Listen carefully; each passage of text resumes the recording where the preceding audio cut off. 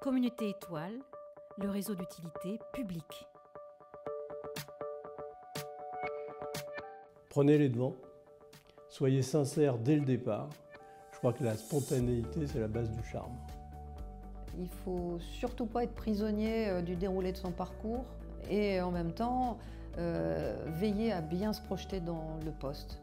Être convaincant mais surtout rassurant pour le futur employeur, c'est-à-dire qu'il faut le rassurer sur ta capacité à occuper le poste. Préparer son entretien, sa présentation sur 10 minutes, chrono en main. Je pense qu'il ne faut pas avoir peur de s'exercer.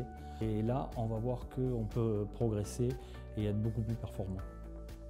J'ai deux conseils. Le premier, c'est d'avoir vraiment bien préparé son entretien en fonction des spécificités du poste. Et le deuxième conseil, c'est tout simplement d'être soi-même.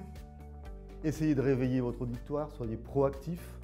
Et puis, évidemment, insistez sur vos qualités. L'intelligence et l'envie renversent des montagnes. Il faut en dire, mais pas trop. Et puis surtout, il faut toujours laisser l'opportunité de poser la question supplémentaire. Donc c'est comme ça que vous arrivez à un deuxième entretien ou éventuellement que le poste vous est offert.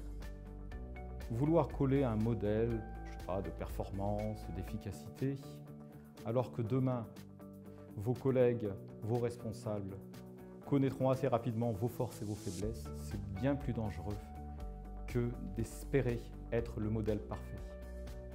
Bien, les clés du succès, c'est être concis et précis dans la présentation de son parcours professionnel et c'est répondre sans détour et avec franchise aux questions qui sont posées par les personnes qui vous auditionnent. Au-delà de vraiment se présenter soi-même, il faut aussi aller chercher les valeurs de la collectivité, son organisation politique, son organisation managériale, si vous arrivez à la trouver via un organigramme sur Internet, pour pouvoir vraiment essayer de comprendre ce que le recruteur pourra attendre de vous dans ce positionnement hiérarchique. Un entretien, eh bien, ça se prépare.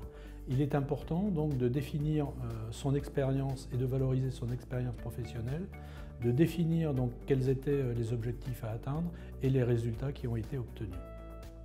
Si le candidat ou celui qui vise tel ou tel poste arrive à captiver l'attention et à montrer à la fois la clarté de ses intentions et la connaissance du poste qu'il vise, il a déjà, j'allais dire, pratiquement gagné et en fait, il évitera les questions déstabilisantes parce que c'est lui qui va commander le contenu de l'entretien.